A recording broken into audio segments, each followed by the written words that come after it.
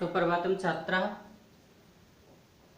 अद्य वयम् अग्रज संधि परस्वर्ण पठिष्यामः।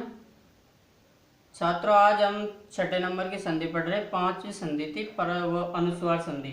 अब मैंने कहा था अनुस्वार की अपोजिट संधि होती है परस्वर्ण, अर्थात वहां मैं का अनुस्वार होता था, अब यहाँ अनुस्वार का वापस पांचवा वर्ण होता है, क्योंकि मैं पांचवा अक्षर होता है। आप जानते हो, लाइन में देखो प फ भ भ मैं, तो वहाँ पांचवे मैं का क्या होता था, अनुस्वार होता था। यहाँ अनुस्वार का पांचवा अक्षर होगा, क्या होगा, पांचवा वर्ण होगा। तो देखिए, परस्वर्ण व्यंजन संधि का सूत्र अनुस्वार से यही परस्वर्ण स्यात्, कि अनुस्वार के बाद यह वर्ण हो तो अनुस्वार का परस्वर्ण हो जाएगा। परस्वर्ण का मतलब पांचवा वर्ण हो जाएगा। पर यानी दूसरे वर्ण का पांचवा अक्षर। पर का मतलब समझ लो, जैसे प्लस, मान लो प्लस है और प्लस के बाद का जो वर्ण होगा उसे परवर्ण कहते हैं।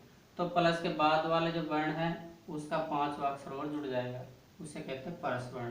परस्वर्ण यानी पर यानी दूसरे वर्ण का पांचवा अक्षर हो जाना।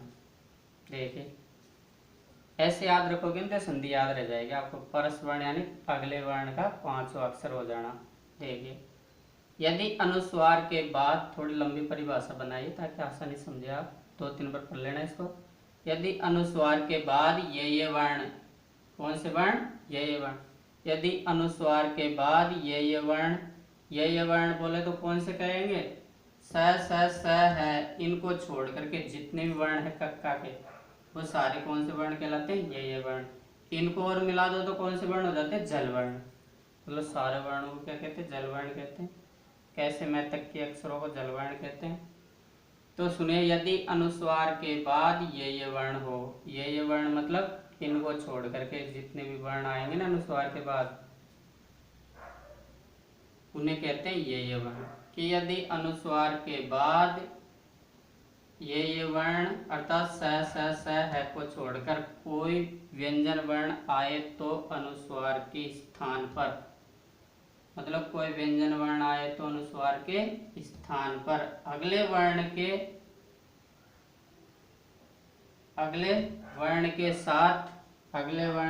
साथ, क्या लिख लो, साथ और लिख लो, अगले वर्ण के साथ उसी वर्ग का पंचम जुड़ जाता है। मतलब अगला वर्ण जो होगा ना प्लस के बाद, जैसे यहाँ प्लस के बाद क्या है, च, तो उसके साथ क्या जुड़ जाएगा, उसी वर्ग का, मतलब इसी वर्ग का क्या जुड़ जाएगा, पांचवा अक्षर और जुड़ जाएगा। एक बार बोलो, इसका पांचवा क्या होता है, बोलो, न, च, छ, ज, न, ये न होता है इसका पांचवा, ये न इसका पांचवा होता है। ये देख लो, नहीं तो जैसे क, अनुस्वार के जस्ट बाद क की लाइन का अक्षर आ रहा है कोई भी, तो अनुस्वार को हटा करके इसी की लाइन का पांचवा अक्षर जोड़ देंगे, जोड़ दिया। यदि अनुस्वार के बाद ट की लाइन का कोई भी अक्षर आ रहा है तो इस अनुस्वार को हटाकर इसी लाइन का पांचवा और जोड़ देंगे। आने देखो, अनुस्वार के बाद च की लाइन का कोई भी अक्षर आ रहा है तो च की लाइन का पांचवा और जोड़ दो, अनुस्वार को हटा दो, अनुस्वार क्या कर दो, हटा दो। तो वापस समझ लो, यदि अनुस्वार के बाद ये वर्ण आए, ये वर्ण मतलब स है को छोड़कर कोई व्यंजन वर्ण आए तो अनुस्वार के स्थान पर अगले वर्ण के साथ उसी वर्ग का पांचवा पंचम वर्ण जुड़ जाता है, अर्थात पंचम अक्षर जुड़ जाता है। पंचम वर्ण और लिख लो, यहाँ से समझ जाओगे। पंचम वर्ण जुड़ जाता है, कौन सा वर्ण जुड़ जाता है, पंचम बोले तो पांचवा अक्षर जुड़ जाता है। देखो कैसे, जैसे यहाँ देखो, सम प्लस च, तो सम में स के ऊपर अनुस्वार है तो अनुस्वार के जस्ट बाद च आ रहा है, तो अनुस्वार के स्थान पर क्या हो गया, इस च का पांचवा अक्षर और जुड़ जाएगा। च की लाइन का पांचवा आना होता है। तो देखो और समझ जाओगे आप यहाँ।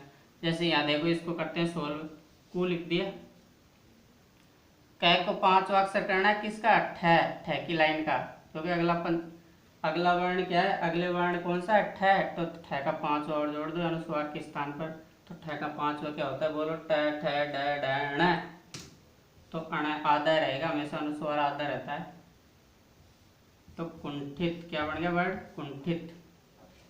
कुंजिका, और जय की लाइन का पांचवा जोड़ दो अनुस्वार के स्थान पर जय की लाइन का पांचवा, तो क्या होता है, यही होता है क्या, कुंजिका। देखिए फिर मुंचती, तो मुंह लिख दिया, अनुस्वार के स्थान पर इसका पांचवा और जोड़ दो, मुंचती, छोड़ना, त्यागना। नंदती का देखो, न लिख दिया, द का पांचवा क्या होता है, नहीं होता है, तो अनुस्वार के स्थान पर पांचवा हो जाएगा, नंदती।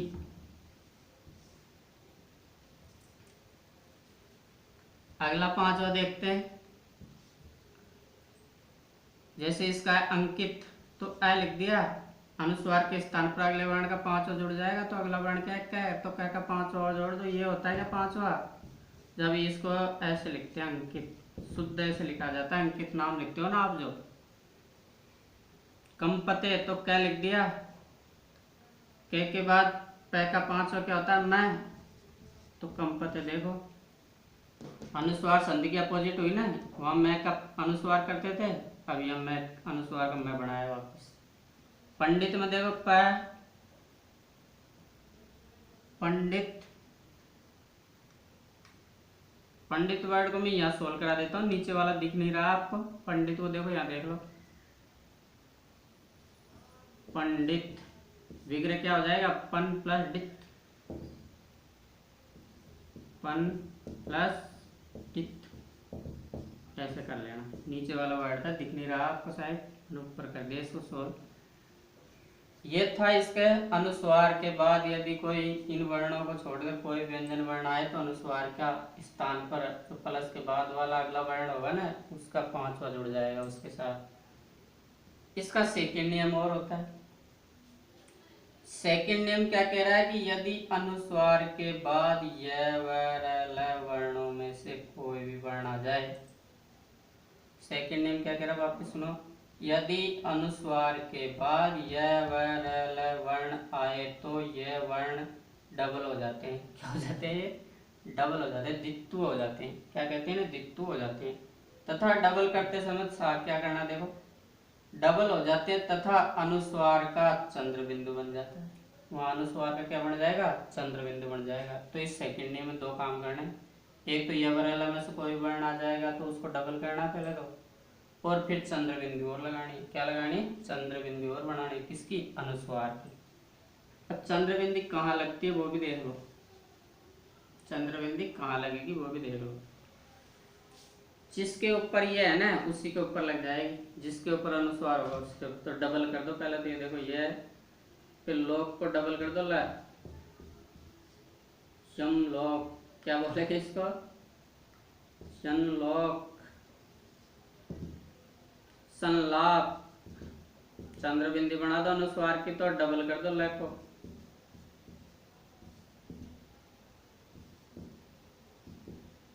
संयान्ता, संवत्सर, डबल करो,